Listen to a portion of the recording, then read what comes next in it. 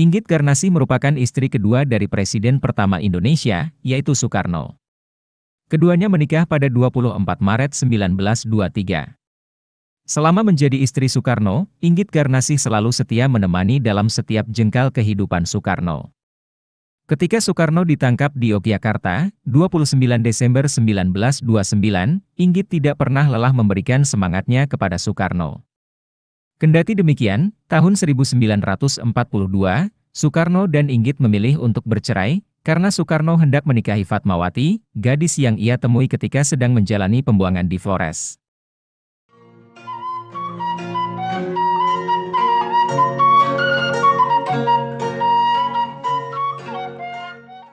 Inggit Garnasih sebenarnya hanya terlahir dengan nama Garnasih saja.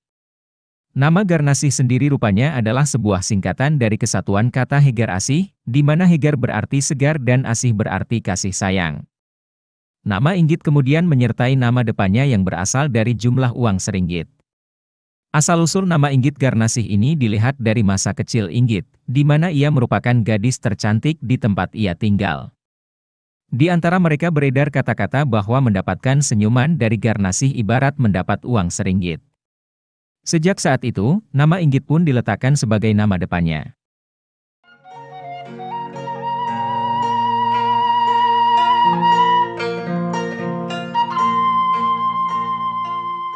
Inggit Garnasih lahir di Desa Kamasan, Jawa Barat, 17 Februari 1888.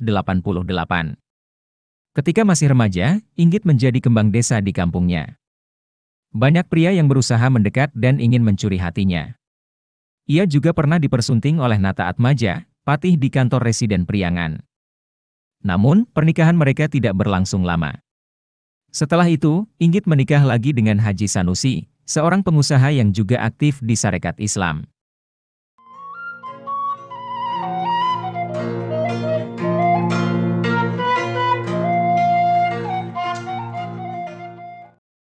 Pernikahan Inggit dan Haji Sanusi semula berjalan baik-baik saja, sampai akhirnya Soekarno datang.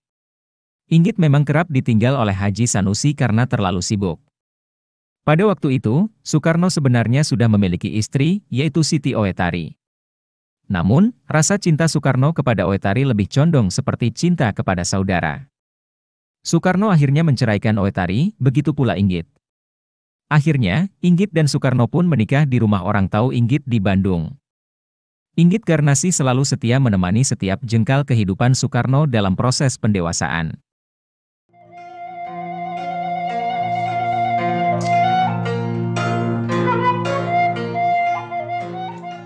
Ketika Soekarno ditangkap di Yogyakarta, 29 Desember 1929, Inggit tidak pernah lelah memberikan semangatnya kepada Soekarno. Selain itu, selama Soekarno dibui, ia juga berperan sebagai perantara agar suaminya tersebut dapat terus berhubungan dengan para aktivis pergerakan nasional lainnya. Kisah cinta keduanya tampak sangat indah, sebelum akhirnya Soekarno bertemu dengan Fatmawati sewaktu ia menjalani pembuangan ke Ende, Flores, tahun 1933. Setelah bebas, tahun 1942, Soekarno meminta izin kepada Inggit untuk menikahi Fatmawati.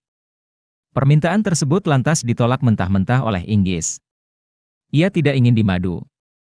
Akhirnya, Soekarno dan Inggit memutuskan untuk bercerai.